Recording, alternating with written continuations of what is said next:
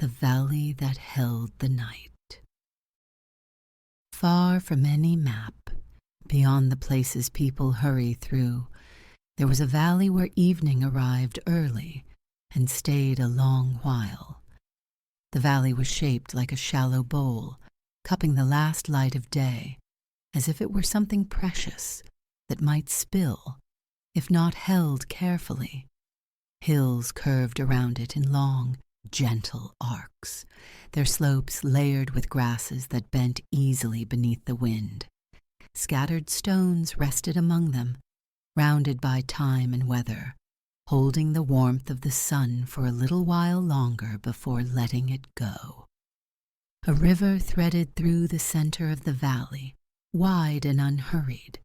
Its surface moved in long, patient lines, catching fragments of sky and carrying them downstream without concern for where they came from or where they were going.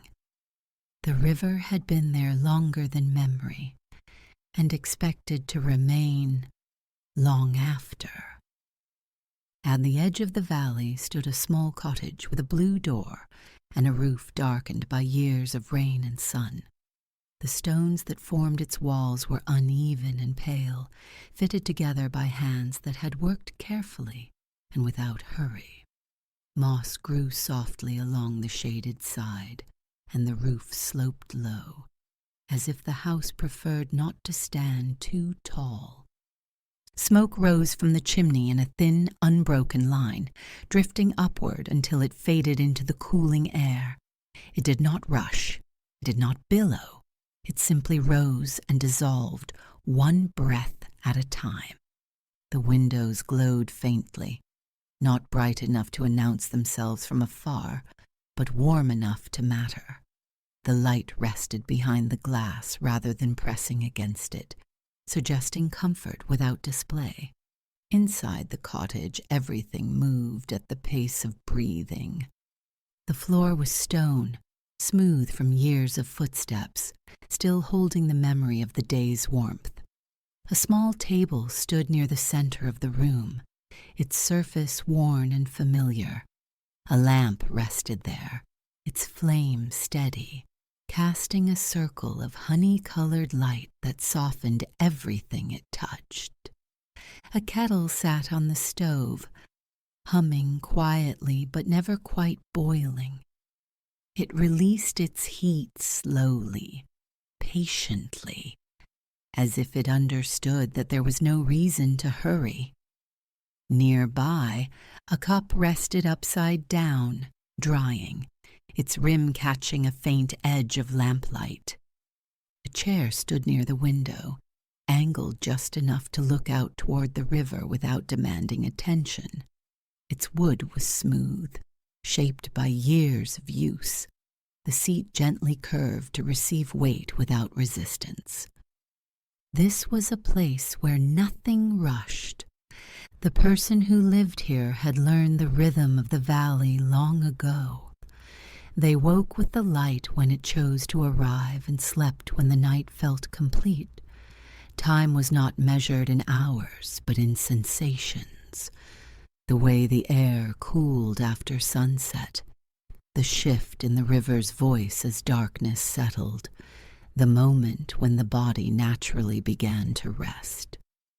This evening, the air felt especially gentle. The valley exhaled as the sun dipped lower, shadows stretching across the hills and softening rather than sharpening. The grasses darkened slowly, their green deepening into muted tones. The river reflected the sky in longer, blurrier strokes, as if it too were growing tired of holding so much light. Inside the cottage, the person moved without destination.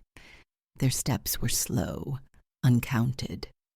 They rinsed the cup and set it down with care. They adjusted the lamp wick slightly, watching the flame respond. They opened the blue door just long enough to let the evening air pass through, carrying with it the scent of grass and cooling earth, then closed it again, gently. The door made a familiar sound as it settled back into place, a quiet, reassuring noise that belonged only to this house. Outside, night began to gather. It did not arrive all at once. It collected itself in shaded places, beneath bushes, along the river bank, under the eaves of the roof. Crickets began their steady conversation, their sound weaving easily into the quiet rather than breaking it. The person settled into the chair by the window. From there, the valley could be seen as a whole. The hills became dark silhouettes against the sky. The river transformed into a long ribbon of shadow and faint silver. Above it all, the sky shifted through layers of blue, deepening slowly, carefully, as though choosing the right color to end the day. Breathing slowed naturally. There was no reason to think about tomorrow. Tomorrow existed somewhere beyond the hills, but it felt distant and patient, willing to wait its turn. The person rested their hands in their lap and watched the light fade. Stars appeared hesitantly at first, faint points emerging one by one. As the sky darkened further, more followed, scattered unevenly, some brighter than others. None of them demanded attention. They simply took their places. The valley seemed to relax in response. The air cooled just enough to feel refreshing. The cottage walls held their warmth, steady and reassuring. The stone floor released its stored heat upward, balancing the room gently. A sense of being exactly where one should be settled into the space. The kettle's hum softened, then faded as the heat beneath it eased. The lamp flickered once, then steadied again. Everything found its balance without instruction. Outside, the river continued its endless movement, but here, in this moment, it felt as though it slowed slightly out of courtesy, allowing the night to settle properly. The person leaned back in the chair. The wood creaked softly, not in complaint, but in acknowledgement. It had known many evenings like this. It remembered how to hold weight without effort. Thoughts drifted through the person's mind like leaves floating on water. They did not cling.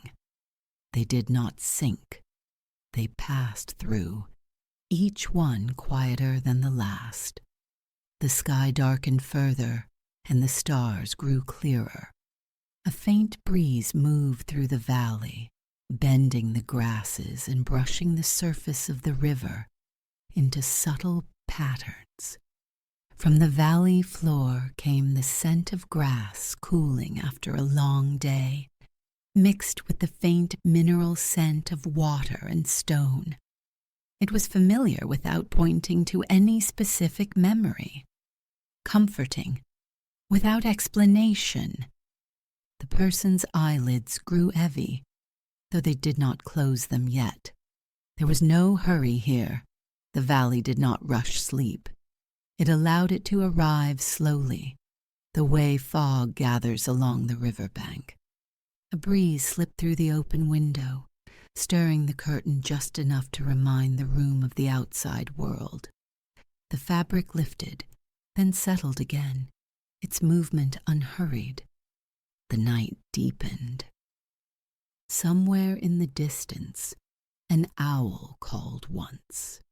The sound traveled gently across the valley, then faded, absorbed into the quiet. The person's breathing slowed further, each inhale deep and easy, each exhale releasing the day without effort. Muscles loosened, shoulders dropped. The body settled more fully into the chair.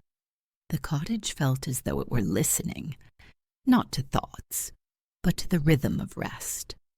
The lamp's light seemed warmer now, or perhaps the surrounding darkness made it feel that way. Shadows rounded, edges softened.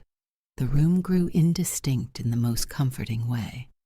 Outside, the river reflected the stars in broken lines, stretching and bending with each slow ripple. The water did not hurry. It never did here.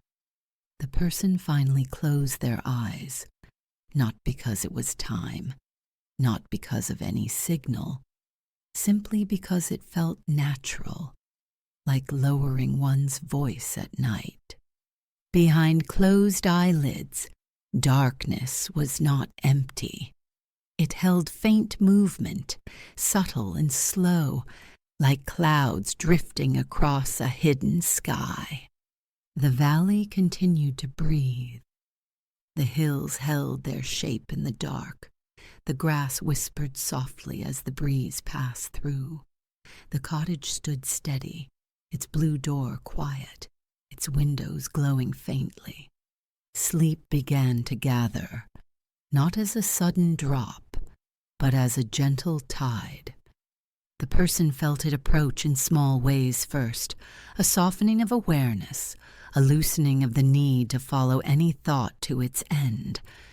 The mind grew spacious, calm. The night welcomed this, without comment, and the valley remained, holding river and hills and cottage together as rest settled fully and quietly into place.